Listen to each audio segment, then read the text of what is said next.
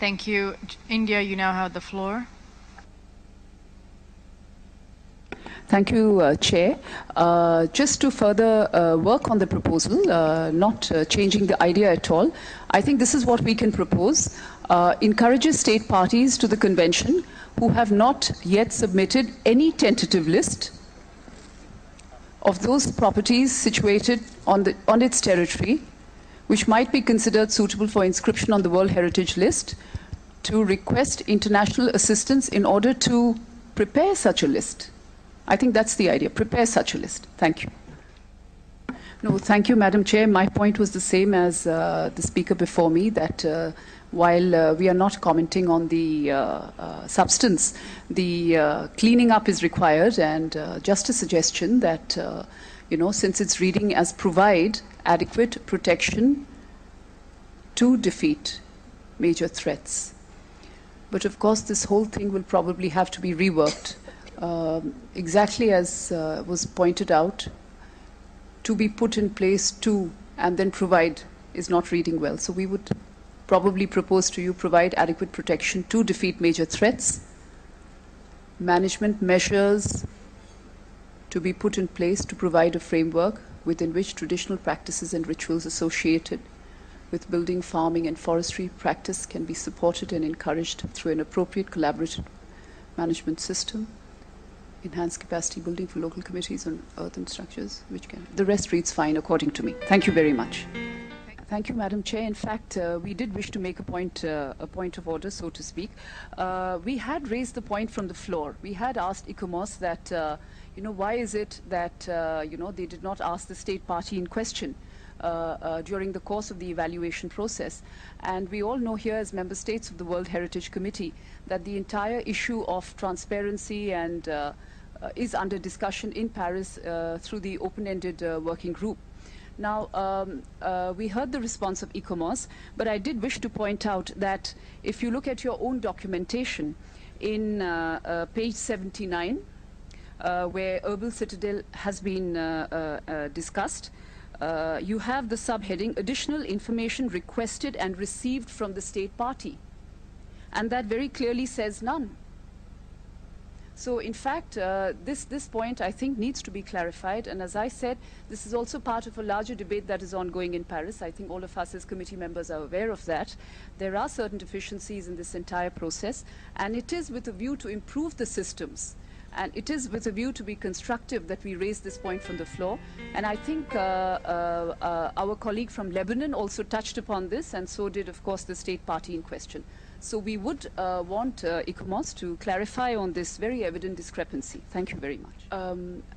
Madam Chair, thank you very much. I think with a view to further improving systems for the future and to avoid this kind of situation, I think it should be very clearly mentioned in future so that there is absolutely no room or doubt for any of us to point this out. Thank you, Madam Chair.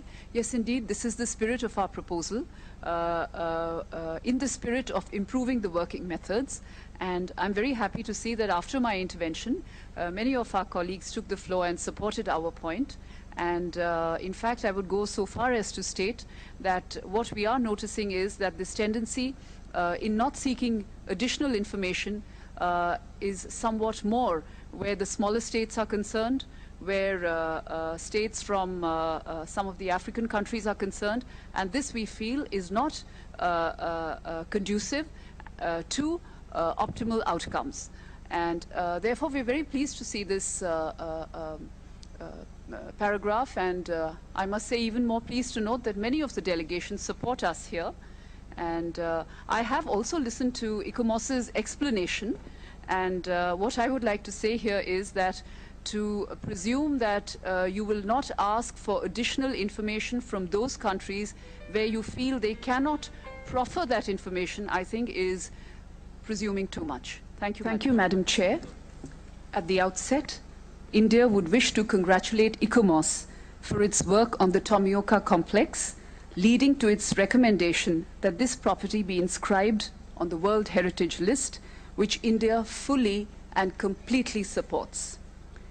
Truly, Tomioka is a wonderful example of industrial heritage the property demonstrating technical exchange for mass production of high-quality silk, which brought about the development of the silk industry and popularization of silk consumption in the world, as well as a process of technological innovation for sericulture. This is a very distinct and unique contribution by Japan, being both generational as well as the common heritage of mankind.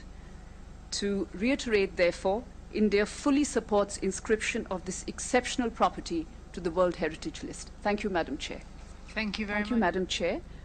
This is what we propose in the spirit of bringing about constructive change, recognizing that no additional information was asked from the state party by ICOMOS. India, could you just clarify where you would like this text, at the end of the document or beginning? Where would you like it? Point 2. Point 2, okay. I'll start again. Recognizing that no additional information was asked from the state party by ICOMOS during the evaluation process, comma, resolves that in future ICOMOS shall ask for additional information. I think you need to slow down. Okay. So we've got was asked, information was asked.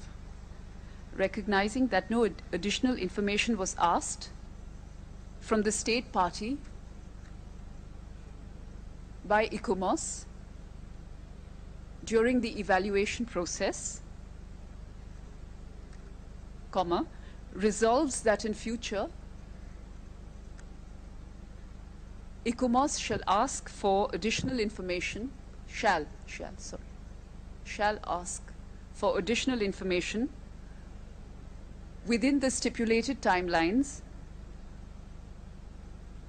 so that state parties have an opportunity to present their rightful case. Yes, thank you. Thank you, Madam Chair. I think it's reading quite fine. The only amendment that I would suggest is what I suggested a little earlier, that we should now move towards reflecting this in the operational guidelines.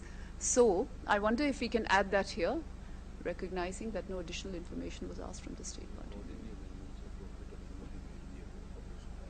Yes, and I think towards the end we write and request that accordingly appropriate amendments